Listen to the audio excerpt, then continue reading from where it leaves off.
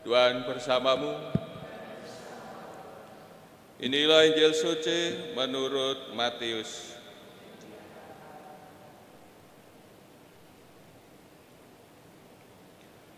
Pada waktu Yesus akan pergi ke Yerusalem, ia memanggil ke-12 muridnya tersendiri dan berkata kepada mereka, "Sekarang kita pergi ke Yerusalem, dan Anak Manusia akan diserahkan kepada imam-imam kepala dan ahli-ahli Taurat.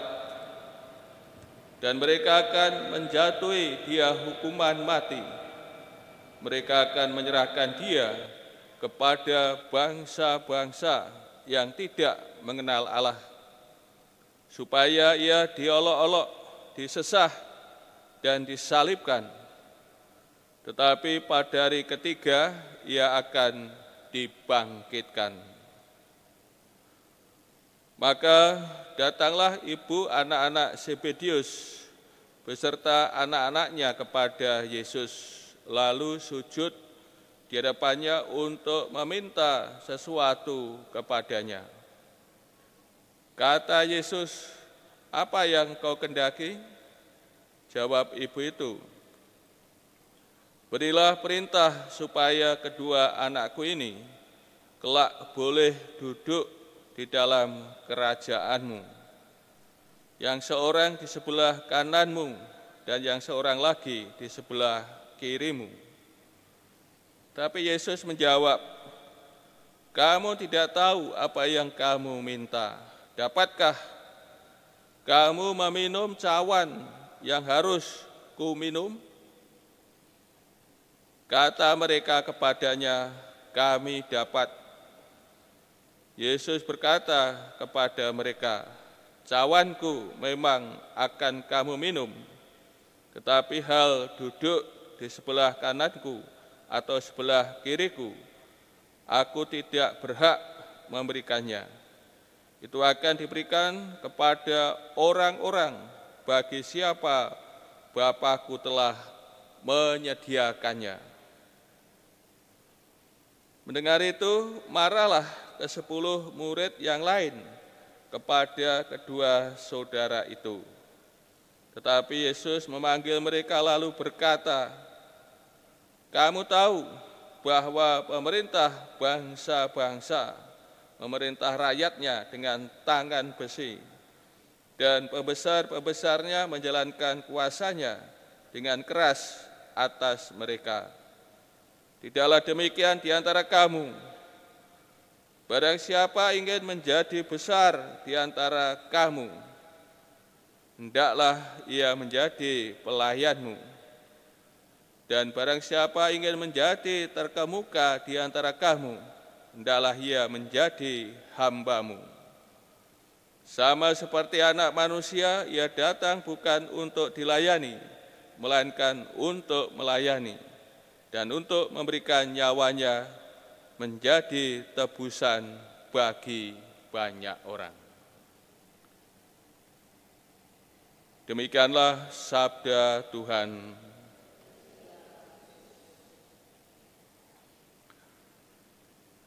Saudara-saudari yang terkasih, Tuhan Yesus menyampaikan pemberitaan ketiga tentang kesengsaraannya kepada para muridnya. Pemberitaan ketiga yang disampaikan Tuhan Yesus ini lebih terperinci dan jelas dibandingkan pemberitaan pertama dan kedua tentang penderitaannya. Sekarang kita pergi ke Yerusalem dan Anak Manusia akan diserahkan, ini lebih jelas ini, kepada imam-imam kepala, ahli-ahli Taurat. Mereka akan menjatuhi dia hukuman mati. Mereka akan menyerahkan dia kepada bangsa-bangsa yang tidak mengenal Allah, ya, kepada bangsa Romawi, ya, karena orang-orang Yahudi ya, tidak berkuasa, berhak ya, menjatuhkan hukuman mati. Dan Tuhan Yesus ya diserahkan kepada bangsa Romawi, prajurit-prajurit Romawi ya, untuk disalibkan. Dan juga dengan jelas ya, supaya ia diolok-olok, ya, disesah dan disalibkan. Ini Bapak Tuhan Yesus dengan jelas dalam pemberitaan ketiga ini, disalibkan.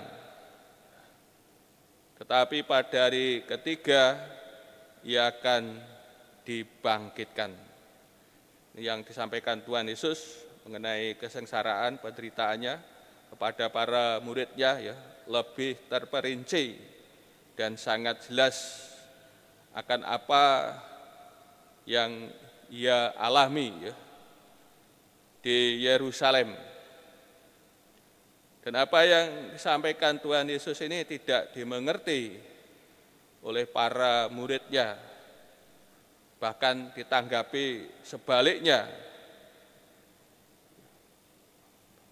Mereka menginginkan kemuliaan, mencari tempat kehormatan, duduk di sebelah kanan dan kirinya kelak, sebagaimana diminta ya dalam Injil Matius, Ibu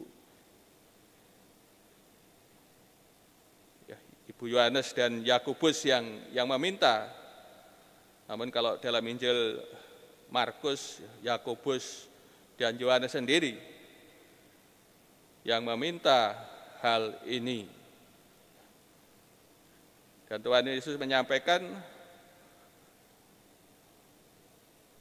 apakah mereka ya ini sanggup meminum cawan ya, yang akan diminum oleh Tuhan Yesus. Artinya cawan adalah cawan penderitaan, kesengsaraan, ya, salib, sebagaimana yang telah disampaikan ya kepada para muridnya, dan dua orang murid menyatakan kesanggupannya.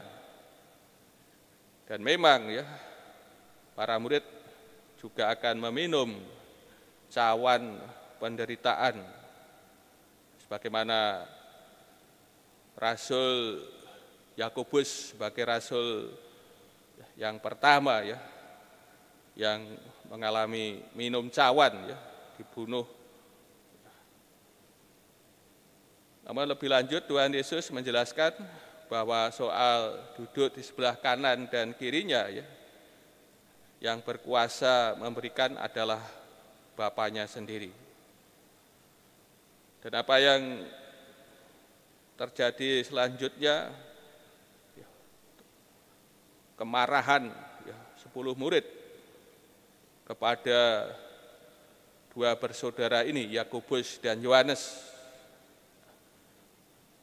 atas sikap mereka yang mencari posisi ya, posisi terkemuka ya, di dalam kerajaan Allah. Dan hal ini menjadi kesempatan bagi Tuhan Yesus ya, untuk mengajar mereka ya, menjadi besar di dalam kerajaan Allah ya, menjadi besar di dalam Tuhan Yesus ya, menjadi pemimpin ya, di dalam Tuhan Yesus ialah ya, melayani dan mengabdi ya, menjadi hamba. Dan model dari hal ini ya, ialah Tuhan Yesus Kristus sendiri yang menjadi teladan, menjadi contoh, menjadi model adalah Tuhan Yesus Kristus sendiri yang kedatangannya di dunia ya bukan untuk dilayani, namun melayani, bahkan ya memberikan nyawanya menjadi tebusan bagi banyak orang. Saudara-saudari terkasih, melalui sabda Tuhan, melayani, mengabdi, menjadi hamba ya, di dalam Tuhan Yesus ya, menjadi hal yang penting, yang mendasar, yang pokok, yang inti. Ya. Kalau kita mau menjadi terkemuka, ya, menjadi murid Tuhan Yesus yang istimewa, yang besar, ya, sebagaimana jalan yang ditempuh ya, oleh Tuhan Yesus, itu yang harus juga kita lalui, kita jalani, yaitu senantiasa melayani, mengabdi, menjadi hamba, bahkan ya, kehilangan hidup demi ya, Tuhan sendiri. Sebagaimana Tuhan Yesus melakukan hal ini, bahwa hidupnya serahkan kepada manusia demi keselamatan dan kebahagiaan kita.